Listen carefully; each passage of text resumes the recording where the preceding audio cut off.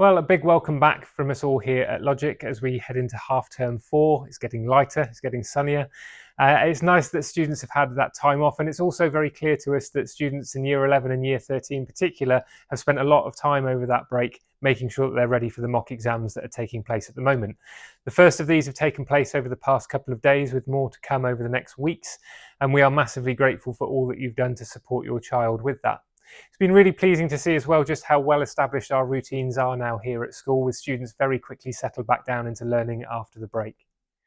We do have a couple of early closures coming up, so I just wanted to alert you to Thursday the 13th of March and Monday the 17th of March, where we will be closed from 1:30 in the afternoon to allow staff time for marking and moderation where the mock exams have taken place for year 13 and for year 11. So just as a final reminder, that's Monday the 17th and Thursday the 13th of March, where school will be closed for all students from 1:30 p.m.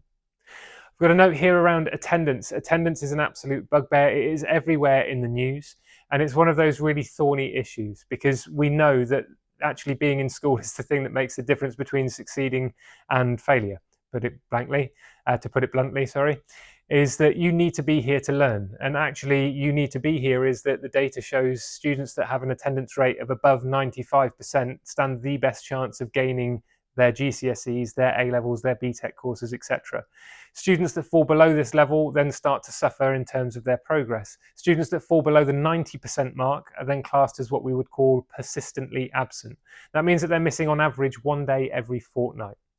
Now, we know that those are battles that are going on at home, and we are massively thankful for the way that in which parents will battle through with their children and work with us to support them into school. We've got good examples of case studies this year where that work between the school, the family, and the child have really turned things around. We understand that this is really difficult, but at the same time, just because something's difficult doesn't mean that we shouldn't tackle it head on. Illnesses. If a child has a temperature, they should stay at home until that temperature goes away. If your child's been sick, they should stay at home for 48 hours until after the last episode of sickness. Outside of that, realistically, your child should be in school.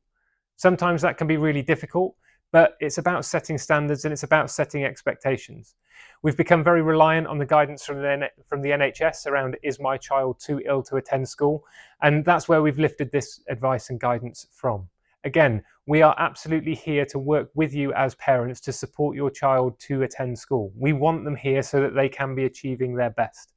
Please do get in contact if you think that there's anything that we can do to further support you, whether that be with home visits, whether that be with strategies that we put in place in school. Nothing is off the table in order to impact that attendance. Some great news from one of our Year 10 students who took part in a Jack Petchey Speak Out competition, where on Tuesday of this week he attended to talk to a number of schools in the borough and take part in the finals.